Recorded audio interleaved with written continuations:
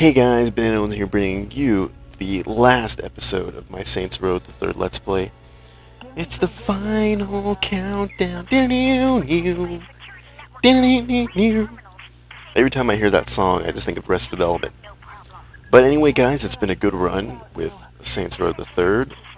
It's been a fun game, and maybe by the time this airs, it'll be November, depending on how long this goes. I don't want to kill the movie magic here, but I'm recording this in September 2nd.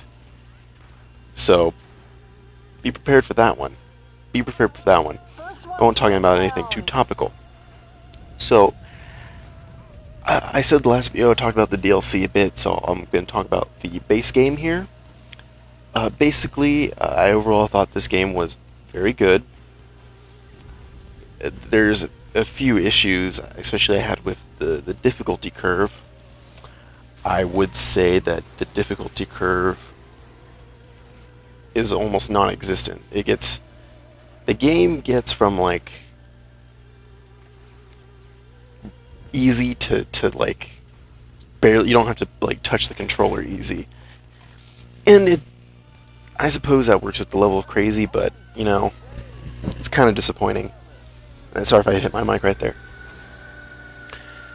So, Saints Row the Third was really crazy, and it's really hilarious, a lot of the parts. And I would say that really worked out, because Saints Row, the other Saints Row, the older ones, felt like GTA clones, pretty much, and I really think it helped set it apart. And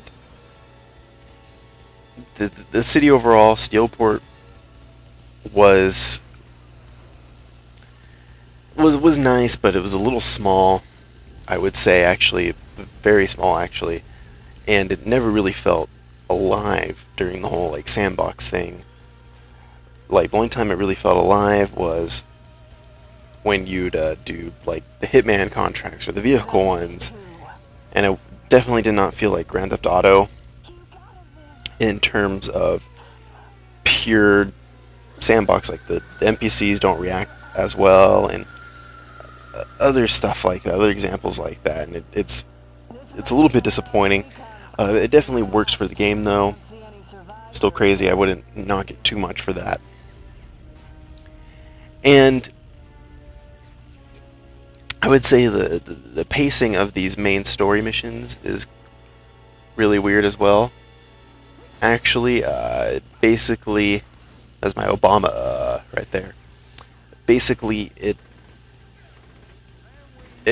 starts off like really strong, and then kind of just peters off in the middle, and then it's about like 5 hours or so where you're doing just side activities, and I think that really hurt the game. They should have focused a lot more on original missions in order to help the pace, because at a certain point in the game, there's maybe like 3 weeks worth of videos that are just doing side activities for the main quest. And then it ends really good. Yeah, that's exactly it. I would say they shoehorn the Saints Row like side missions to the main story. So it's a cheap way to extend the game. I already kind of talked about this a little bit. And some of the things I really liked were I didn't get to experience the co-op at all, but I'm pretty sure that would be fun. I tried to, but I had a friend that game was basically broken, and he couldn't connect. And then the character creation, I love the character creation so much. You can see I try to change costumes for every couple weeks of missions, just to mix things up a bit. And I think it worked out pretty well. Worked out very well. And then, I would say I really enjoyed the music in this game. Some of the licensed music, the Kanye West Power comes to mind. And there's a scene where you're jumping off a helicopter, you're parachuting into a penthouse, and then you just hear the and then Kanye starts with "You living in a 21st century," and then it's one of my favorite moments of the game, actually, and it's really early on. It really helps cement what it feels like. just how crazy it is. And that song plays a very important part as well. So there's gonna be cutscene, so I'll be right back. You've come this far, only to fail now. Earth is doomed. You're the doomed one, General. Do you really think your ragtag band of misfits could stop me? Nobody else is dying here today, except you. You can't kill me. You don't know the truth. The fact is, I am your father. How is that possible? Okay, we're back here with the last boss battle against Killbane. So I was talking about the music right before the little break right there, and overall, again, the licensed music was great. During that last mission, you didn't hear about it, but it's funny. I was playing this game in an Xbox Live party while I was doing this last mission. So I was talking to one of my friends, and then all of a sudden, you're driving around, and all of a sudden the song "Hero," well, I think it's Bonnie Tyler, and you may recognize it from Shrek 2. It's like, I need a hero, and it starts playing while you're driving around trying to like rescue someone, and it really pumped me up. So the licensed music was great. The Let's see what I'm forgetting. The visuals in the game, uh, they're not that great compared to some other games that were released around this time.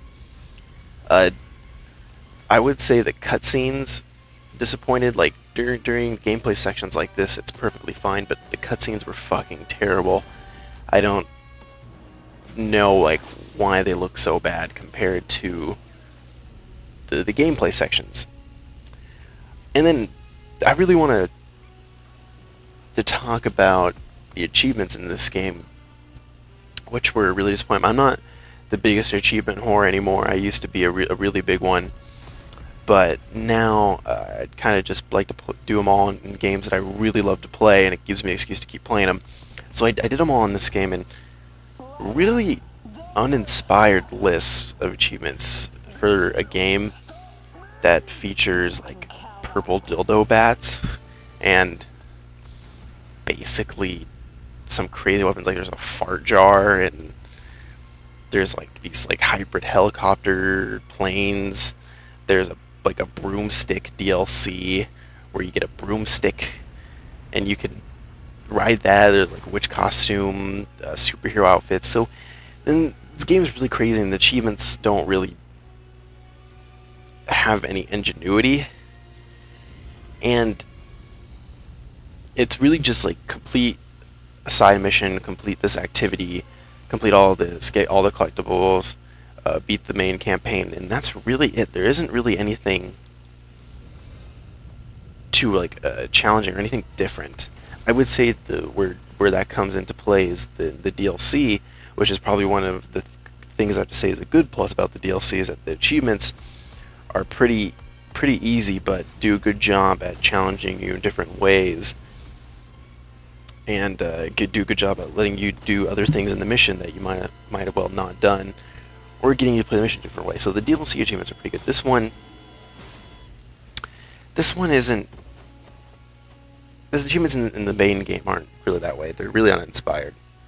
So as we're winding down this video to an end here, overall I'd probably give this game about like an 8.5 or so. It was really good. Definitely not worth like a 9 or an A grade. I'd probably say this would be B minus. I'd probably rank it a B. It was a lot of fun. Had a few issues. Some glitches got kind of old too, especially like kind of like Grand Theft Auto when you're entering in a vehicle. But anyway, guys, it's been a great Let's Play. I don't know what I'm gonna play now, because this is gonna be having such a long release after this. So I hope it's a good one, and keep watching and stay subscribed to Bananaowns. So see you later.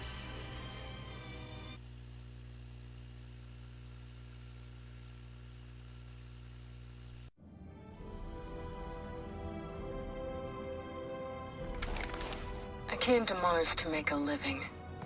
keep my head down. Stay out of trouble. But I found something. I found something that... Damn it. Line. Cut!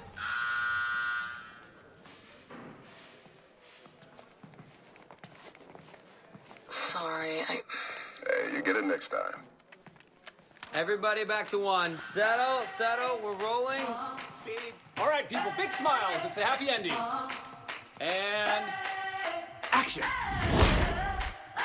I'm living in that 21st century, doing something mean to it. Do it better than anybody you ever seen. Do it. Screams from the haters, got a nice ring to it.